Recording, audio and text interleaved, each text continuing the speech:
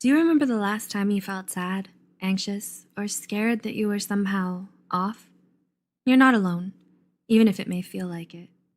The National Alliance on Mental Illness, or NAMI, reports sometimes a funk or rough patch can be a sign of something much deeper. This video represents 10 mental health symptoms you shouldn't ignore. Before we begin, we need to warn you that this video may be triggering for some. If you feel triggered by this video, please take care of yourself, even if it means clicking off this video. With that being said, let's talk about the 10 mental health symptoms you should not ignore. 1. You're having feelings of sadness or depression that last longer than 2 weeks. All people experience sadness at one time or another. However, most normal feelings of sadness get better with time. The American Psychiatric Association reported abnormally intense sadness lasting 2 weeks could be a sign of depression. The National Institute of Mental Health stated, not being able to snap out of it or sadness being heavier than normal should be taken seriously. 2. You're having extreme mood swings and don't know why. Do you find that your mood seems to switch super quickly or randomly? Tremp and others studied how often the average person's mood shifts on any given day.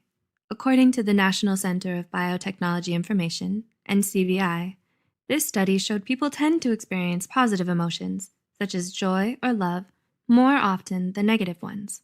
But it's totally normal for someone's emotions to change daily.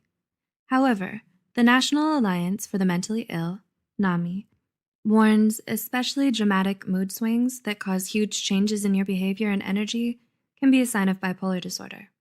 Agencies such as the American Academy of Pediatrics say the more red flag signs are experiencing sadness, anger, or feelings of excessive euphoria for most of the day, especially if it has nothing to do with what's going on in your life. 3.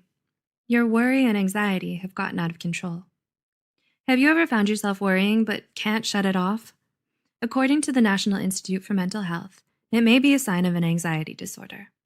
Other signs of anxiety disorders include having problems relaxing, insomnia, racing thoughts, unexplained aches and pains, or being easily irritated. The Anxiety and Depression Association of America suggests that if you've ever felt this way on most days for at least 6 months, you should consider talking to a mental health professional about your symptoms. 4. You've started withdrawing from others or isolating yourself. Taking time away from others can be positive for your mental health and physical health. But what if you constantly make excuses to avoid socializing? Mental health pros, such as Raymond Starr Jr. and Howard Dubowitz, say avoiding people or events you used to enjoy can be a sign of mental illness, such as depression, anxiety, or a psychotic disorder. 5. You may have noticed you're having delusions or hallucinations.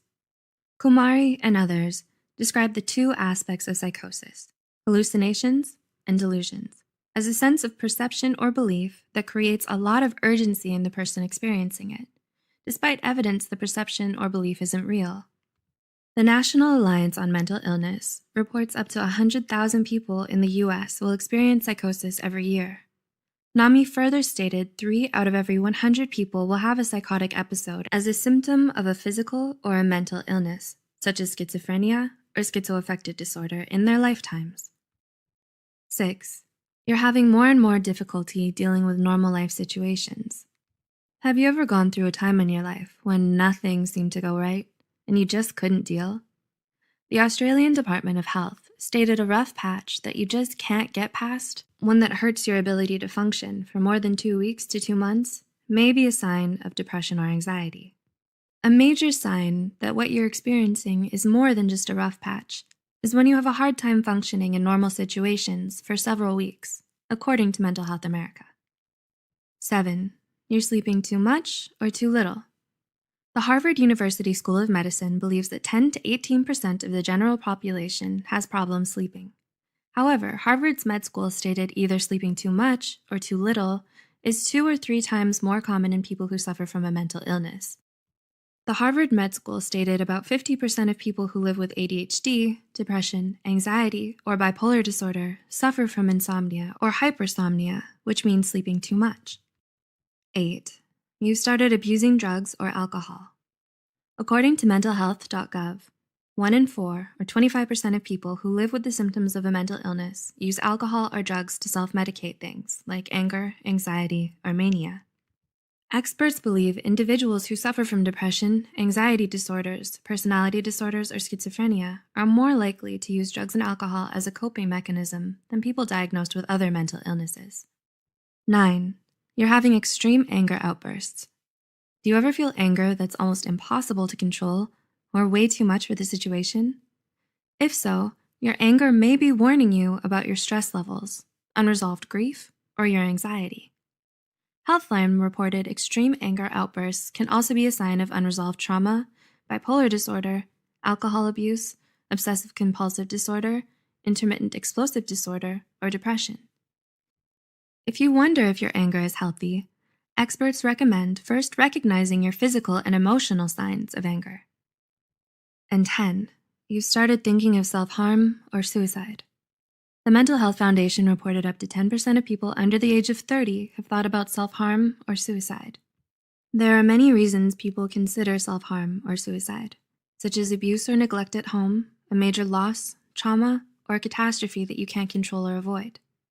Brodvik, 2018, reported approximately 90% of people who have completed suicide also suffered from a severe mental illness, such as bipolar disorder or depression. If you find yourself thinking about self-harm or suicide, we would very much like you to reach out to a mental health professional and get the help that you need and deserve. If you can relate to any of these symptoms on this list, you're definitely not alone, nor are you bad for feeling this way. But we want you to take care of yourself, which means reaching out to a mental health professional if you've been experiencing any of the symptoms on this list.